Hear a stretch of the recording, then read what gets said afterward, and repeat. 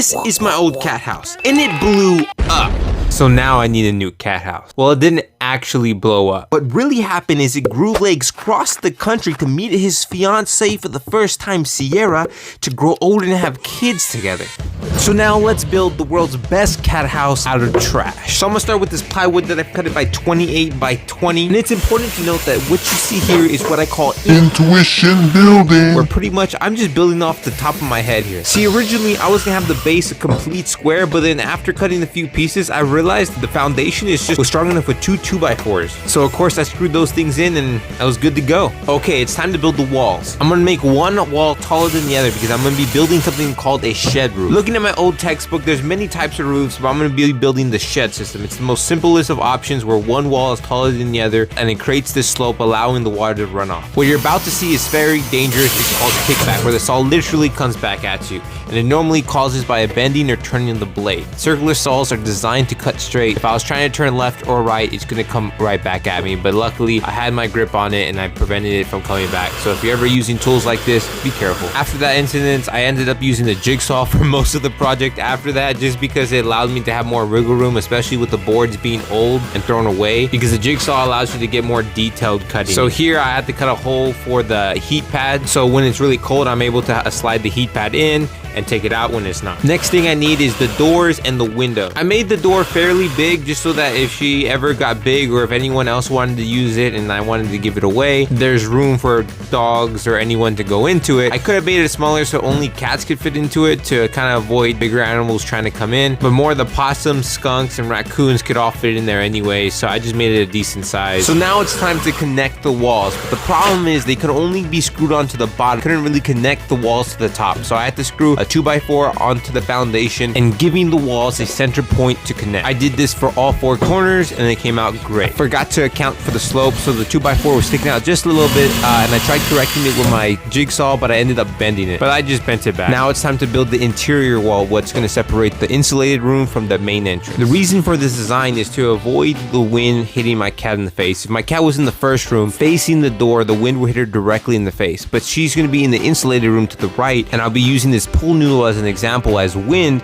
how the wind won't enter the insulated room, because I'm going to also add a little door just to help as a physical barrier from any wind entering that insulated room. Now it's time to actually insulate the house. I'll be using rigid insulation, except that remember this whole thing has been from the trash, so this thing has been exposed to the elements and outside for a little bit, but it's still usable. I just cut out the shapes that I wanted and put tape on the edges to hold everything together, and if the pieces weren't big enough, and you're going to see in a bit, I had to attach multiple small pieces together to make one big piece. And one of the beauties about this insulation is that it has a foil barrier to help prevent radiant heat from entering the room. You can also see Christina, my cat, a little interested in the house already, but I wasn't done, so she's gonna have to wait. With all four sides fully insulated, now it's time to insulate the bottom. I just have to insulate the insulated side since the front entrance isn't gonna be insulated, just in case she just likes it old-fashioned. Now all we're missing is the roof. I want the roof to be able to come off so I can be able to clean it when I need to, and I want it extremely lightweight so it's easy to move. And what I did to hold it in place was I used some scrap pieces of wood at certain sections of the build, so as soon as I put it onto the house, it stays fixed to the house as if it's not able to come off. You can see here I tried moving and wiggling it, but it still doesn't come off. Now I'm going to outline where the insulation is going to go so it can fit perfectly. At this point I didn't have much insulation left, so I had to use a bunch of little pieces all together, and I used scotch tape to connect the pieces and seal off the edges, and I had to screw the insulation to the roof so it's able to stay on when I take it off and on. I also used an old pool noodle to seal the opening from the heat pad. Pool noodles work great as insulation because insulation is just the interruption and slowing of heat transfer. Here I also made out a insulated cutout for the window for those really cold winter nights.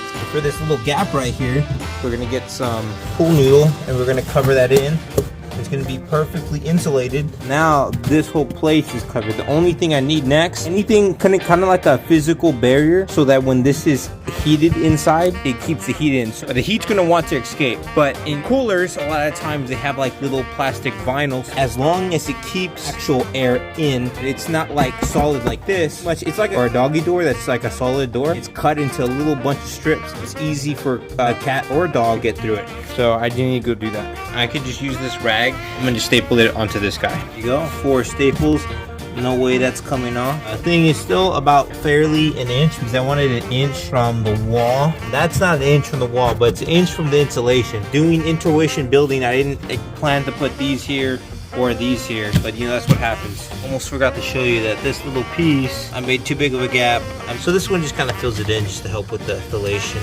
You have to remember that there is a gap, and I didn't want nothing touching the actual heating pad, so I had a little 1-inch gap here. So I did have to put a nail on this side, hold it in place so it's still flush here, because if not, it would want to fall on top of the pad, and we don't want nothing touching it, because the way the pad works is actually it doesn't get hot at all. It barely gets over room temperature unless you're on it. See how it has like a little barrier, like nothing touching it? So the way it works is it gets hot when it's in contact. When it's not in contact, it doesn't feel like nothing. So if I turned it on and left it like this, you could barely feel that it's warm. If I touch it from the bottom, you're gonna feel it's gonna be a lot more warmer because the heat is staying in between the floor and the pad. So when Christina, my cat, is laying on it, it's going like, and she's like right here, it's gonna get hot right there. Her body's heat is gonna escape, but that's why I have this whole insulated room. Now it's time to actually paint the outside of the cat house, and I'm using old paint that I had lying around. And that paint is gonna help hide any imperfections from the old wood,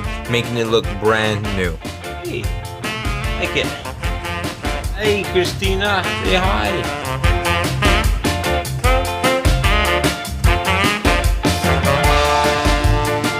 Christina already loves it. She's already in it. She's eating in it. She's drinking in it. I'm not gonna keep the water in there. I just put the food in there just so she could, you know, as an incentive to go in. I'm not gonna put the heating pad in because it's not that cold right now, but I did put her blanket in just so she gets used to it. It's like a familiar smell. But she absolutely loves it. I love the window because I know she's in there. The window does have 3 holes, so it has some ventilation. I lifted the little door up to help her breathe because she has to breathe. Even if it was down, the fabric is like really thin that you could breathe through it. But for the first night, I wanted to get used to it. If it gets really cold, I'll bring the rag down. But other than that, that'll be it for the day. With that being said, my name is Adrian, and I'll see you tomorrow.